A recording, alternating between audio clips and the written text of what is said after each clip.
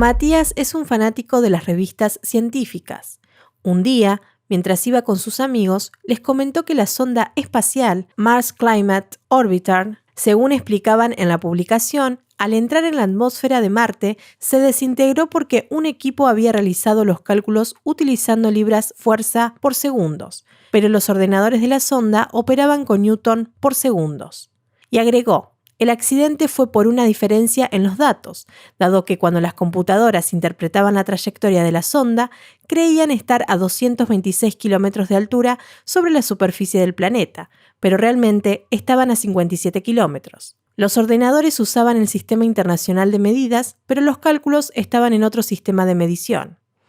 Siguieron con el paseo y encontraron una feria con un puesto del tiro al blanco. Cada uno tenía 10 tiros. Joaquín acertó al centro en 5 oportunidades y 5 tiros fueron a la esquina superior izquierda del blanco.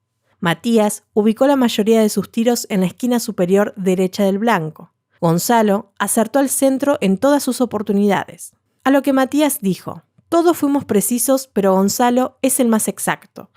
A sus amigos no les quedó muy claro el comentario. Solo Gonzalo recibió un premio y siguieron su paseo. ¿Por qué solamente Gonzalo recibe el premio? En física, para obtener los resultados de los fenómenos que se pretenden explicar y comparar, se requiere de unidades de medidas. Aquí surge entonces el concepto magnitud para referirnos a todo lo medible. Las magnitudes básicas son tiempo, longitud y masa. Cada magnitud cuenta con unidades. Por ejemplo, tenemos el tiempo que se mide en horas, minutos y segundos. Hay diferentes sistemas de unidades, como el Sistema Internacional o SI, el Sistema MKS y el Sistema Inglés, entre otros. El SI utiliza como unidad de referencia del tiempo el segundo, de longitud el metro y de masa el kilogramo. El Sistema Inglés utiliza al segundo como unidad de referencia de tiempo, a la pulgada como unidad de referencia de longitud y a la libra como unidad de referencia de masa. Para poder trabajar con los sistemas y sus diferentes unidades, surge la posibilidad de establecer equivalencias entre ellos. Están establecidas por tablas, a las que podemos recurrir para realizar las operaciones necesarias, teniendo en cuenta que las equivalencias pueden realizarse tanto entre sistemas de unidades diferentes como entre unidades de un mismo sistema. Por ejemplo, entre hora y minuto, la equivalencia nos indica que una hora equivale a 60 minutos.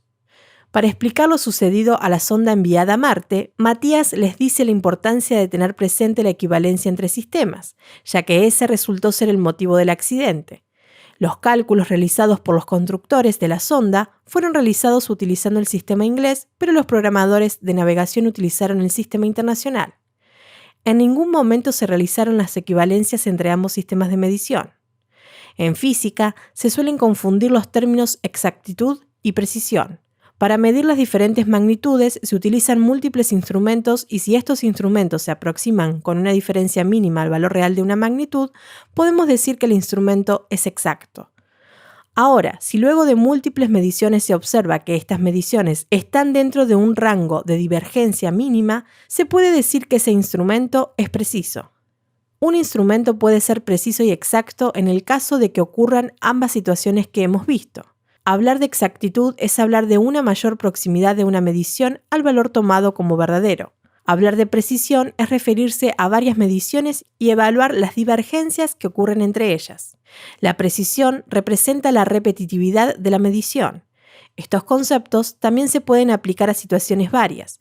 Para entender el por qué solamente Gonzalo recibe un premio en el juego del tiro al blanco, utilizamos estos conceptos. Todos los jugadores, Joaquín, Matías y Gonzalo, tuvieron disparos precisos porque la divergencia de sus impactos es mínima. Es decir, fueron repetitivos en ciertos lugares del tablero, pero solamente Gonzalo recibe el premio porque además de ser precisos, sus disparos también fueron exactos, ya que estuvieron ubicados en el rango del centro que es el valor tomado como real.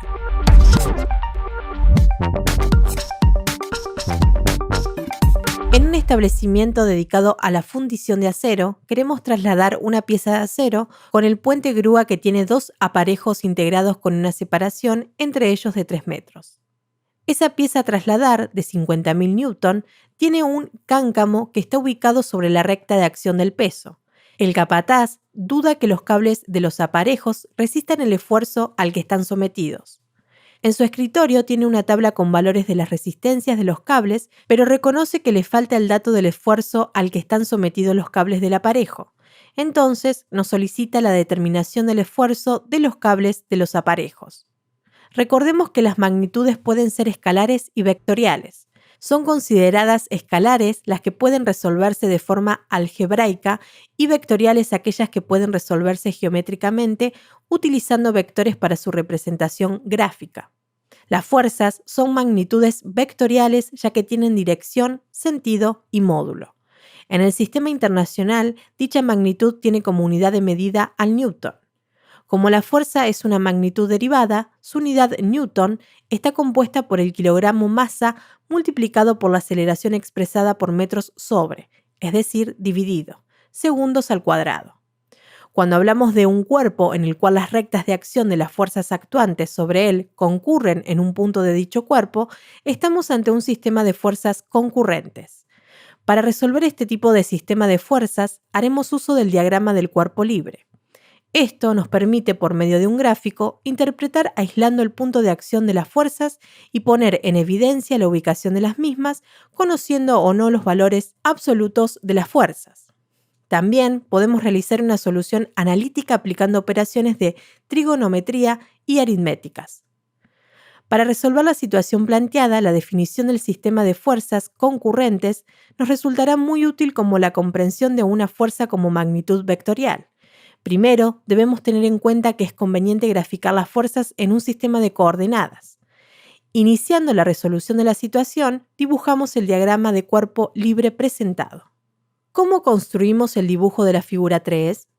Trazamos un sistema de ejes coordenados, hacemos coincidir el origen del sistema de coordenadas con el punto de concurrencia de las fuerzas y luego ubicamos las fuerzas en formas de vectores T1, T2 y el vector peso P, recordando la situación de la pieza a trasladar con el puente grúa. El punto de concurrencia es el cáncamo. T1 es la tensión del cable del aparejo 1. T2 es la tensión del cable del aparejo 2. P es el peso de la pieza a trasladar. Ahora descomponemos todos los vectores concurrentes en sus componentes X e Y. El vector T1 se descompone en T1X y en T1Y. T1x es igual al valor de T1 multiplicado por el coseno del ángulo. En nuestro caso es de 60 grados, teniendo en cuenta el sentido que corresponde. T1y es igual al valor de T1 multiplicado por el seno del ángulo, que en nuestro caso es 60 grados, teniendo en cuenta el sentido correspondiente. Repetimos este proceso con el vector T2 y el vector peso P, que es coincidente con el eje de la coordenada Y, con sentido negativo, ya que el peso es considerado hacia abajo. P no tiene componente en X porque es coincidente con el eje Y. Sumamos algebraicamente las componentes de las fuerzas en X y luego realizamos el mismo tipo de operación con las fuerzas en Y, como se muestra en la figura 4. Obtenemos un sistema de dos ecuaciones con dos incógnitas que son T1 y T2. Resolvemos con cualquier método de resolución de ecuaciones. En nuestro caso, elegimos el método de sustitución. Los valores obtenidos corresponden a las tensiones en los cables de los aparejos T1 y T2. En el caso planteado, T1 y T2 son valores iguales. Ese valor obtenido será compartido al capataz para que él determine con su tabla si los cables van a resistir. Para ello, deberá hacer la siguiente operación. Al valor obtenido de cada una de las tensiones, lo dividirá por la sección del cable y a ese resultado lo comparará con el valor de la tabla. Si el valor a comparar es menor que el valor que lee en la tabla, el cable resistirá y será seguro operar. Si el valor a comparar con el que lee en la tabla es igual o mayor, no se deberá operar y los cables tendrán que ser cambiados por cables de otras características o de mayor sección.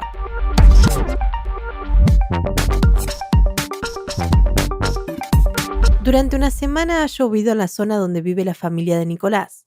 Su padre le pide que lleve el tractor para sacar una pick-up empantanada de uno de los vecinos. Para llegar al lugar donde se encuentra el vecino, Nicolás debe elegir entre varias opciones posibles. El camino más largo, que tiene la ruta más llana y que presenta algunos tramos con inclinaciones no mayores a 10 grados. El camino más corto, que tiene una inclinación aproximada de 45 grados en uno de sus tramos. Un camino que tiene un tramo con una inclinación estimada de 50 grados. ¿Qué datos debería tener en cuenta Nicolás para elegir el camino apropiado para llegar a auxiliar a su vecino? ¿Cómo deberán distribuir la carga a la aeronave para lograr un despegue, un vuelo y un aterrizaje normal y seguro? Por definición, se le llama centro de gravedad de un cuerpo dado al punto donde se considera que está aplicado el peso total del cuerpo. Puede suceder que el punto donde se encuentra concentrado todo el peso del cuerpo pertenezca al interior del mismo y si cumple esta condición se le llama centro de gravedad del cuerpo. Ahora bien, si el punto donde está concentrado todo el peso del cuerpo se ubica fuera del cuerpo, se le llama centroide de gravedad. Recordemos que el peso es una fuerza gravitatoria, por lo tanto, es un vector y como tal tiene dirección, sentido y módulo. Por tal motivo, si la dirección del vector que representa al peso de un cuerpo está entre los puntos de apoyo del mismo, se considera que el cuerpo está en equilibrio estable. Si la dirección del vector que representa al peso del cuerpo está ubicado fuera de los puntos de apoyo del cuerpo, estamos en presencia de un equilibrio inestable. Entonces, si Nicolás elige el trayecto que tiene algunos tramos con una inclinación que no supera los 10 grados, no tendrá problemas de equilibrio con su tractor. La dirección del peso de ese tractor pasa por el centro de gravedad, por definición, y la dirección del vector que representa al peso se ubica entre las gomas del tractor, que son sus puntos de apoyo. Si Nicolás elige el camino con algunas inclinaciones aproximadamente de 30 grados, observaremos que la dirección del vector que representa el peso del tractor también coincide con el centro de gravedad, según definición, y la dirección de dicho vector estaría justo al límite del apoyo de una de las ruedas del tractor, por lo que estaríamos ante un inminente equilibrio inestable. Ahora, si Nicolás elige la tercera opción, se observará que la dirección del vector que representa al peso queda fuera de los puntos de apoyo del tractor, es decir, de las ruedas. En este caso, es una situación de equilibrio inestable y como resultado, el tractor se volcaría. En conclusión, el mejor camino en términos de seguridad es el primero, aunque sea un recorrido más largo.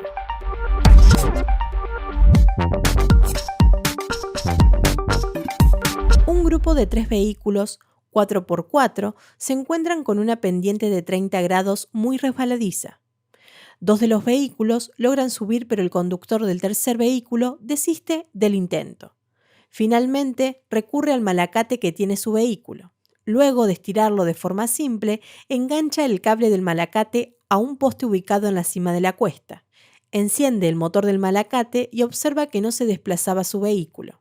Uno de sus compañeros le confirma que el malacate no tiene suficiente torque y observa entonces un valor en el dinamómetro, decidiendo que de acuerdo a la lectura del dato, se ha de colocar la pasteca para disminuir el esfuerzo que debe hacer el cable del malacate.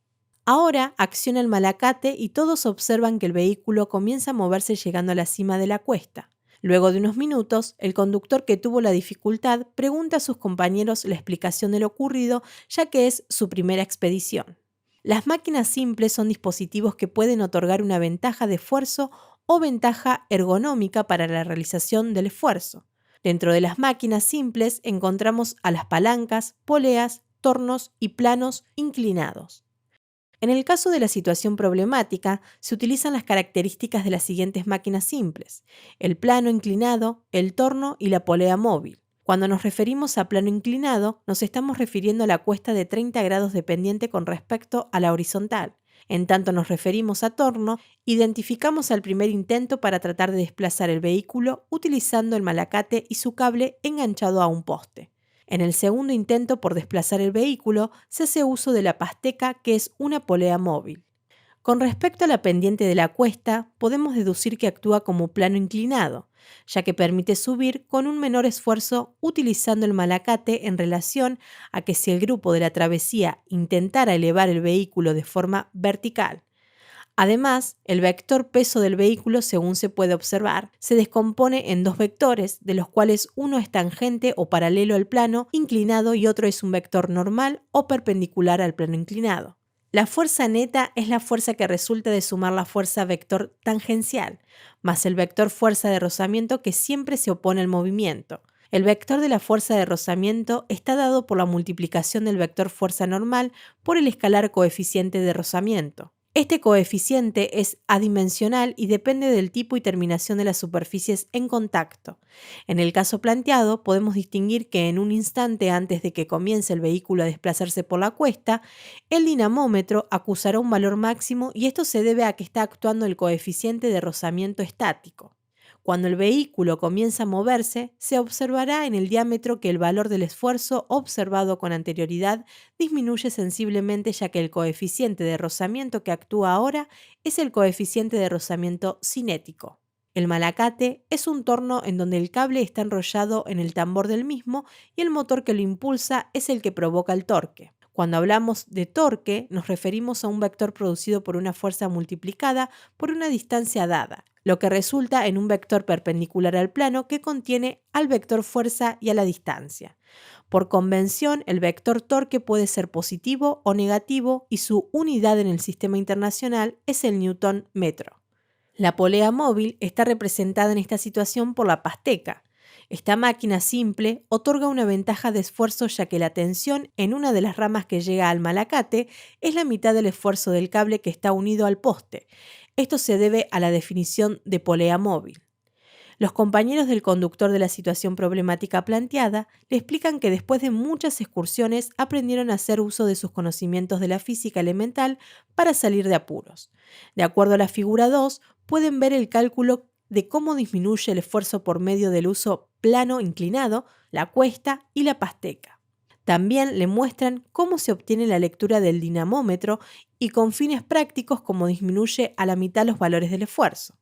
El dinamómetro de tensión es una balanza que se engancha el extremo fijo al cable del malacate y el otro extremo a una rama de la pasteca, como se observa en la figura 1. Y agregan que después de muchos inconvenientes decidieron armar un equipo para movilizar, por ejemplo, los vehículos empantanados o encajados para así poder sortear las dificultades de los caminos de forma exitosa. El equipo con el que viajan está compuesto por palancas como por ejemplo barretas, pinzas y otras palancas, pastecas que pueden ser utilizadas como poleas fijas y poleas móviles y tornos de acción manual como por ejemplo malacate manual.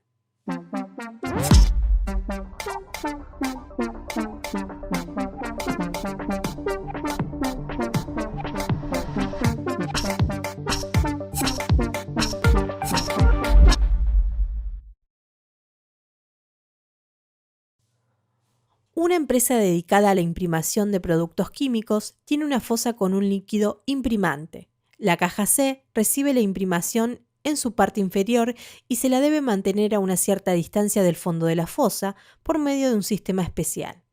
El sistema consiste en que por la acción de un operario se hace un esfuerzo sobre una barreta de 30 kilogramos fuerza, lo que resulta en que la caja C permanezca estática. Para lograr el equilibrio se dispone de un lastre L de peso desconocido, pero cuyo coeficiente de rozamiento estático, mu, es igual a 0,5 entre el lastre y la superficie de contacto. La caja está vinculada a través de las poleas por un cable de acero, como se ilustra en la figura 1.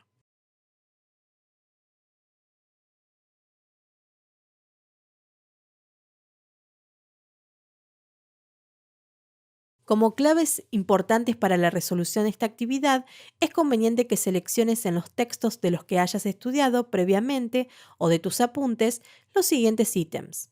Operaciones aritméticas, tales como casos de factoreo, despeje de términos en una igualdad, sistema de dos ecuaciones, contenidos de geometría relacionados a la resolución de triángulos rectángulos, teorema de Pitágoras y nociones básicas de trigonometría.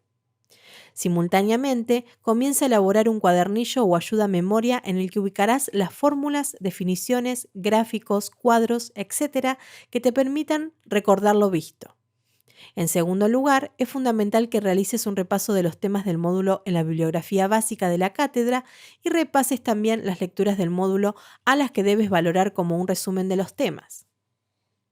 Con respecto a la resolución específicamente, te resultará positivo realizar una lectura con detenimiento del enunciado de la situación, reconociendo el significado de los datos, a la vez que elaboras un gráfico o un croquis para una mejor interpretación del planteo y a continuación aplica el método EPRE. Para la respuesta de la pregunta 1, una vez que anoto los datos y la incógnita, que es el primer paso del método EPRE, es decir, evidenciar, presto atención a qué tema se refiere la pregunta. Entonces, deduzco cuál es la fórmula que me permitirá encontrar el resultado. Es decir, aquí realizo el segundo paso del método y la acción la identificamos como proponer. En este caso, el tema está relacionado a palanca de primer grado y utilizaremos la fórmula de palanca de primer grado que se desarrolló en la lectura 4 del módulo 1. Antes de reemplazar por los valores numéricos para proceder a resolver, que es el tercer paso del método EPRE, verifico que las unidades estén homogeneizadas o aplico la equivalencia para poder trabajar así en el mismo sistema de unidades, como se explicó en la lectura 1. Además, aquí realizo despeje de términos en la fórmula en caso de resultar necesario. Reemplazamos en la fórmula las letras y símbolos por los valores numéricos correspondientes y resuelvo realizando las operaciones aritméticas necesarias. Por último, realizo el paso que es evaluar, analizando si el resultado obtenido es coherente con la pregunta que pretendemos responder y con la situación planteada. Para la pregunta 2, aplicamos que siendo la resistencia de la palanca R, que es igual a la tensión del cable, la incógnita secundaria y la incógnita principal es el peso de la caja que identificamos como P.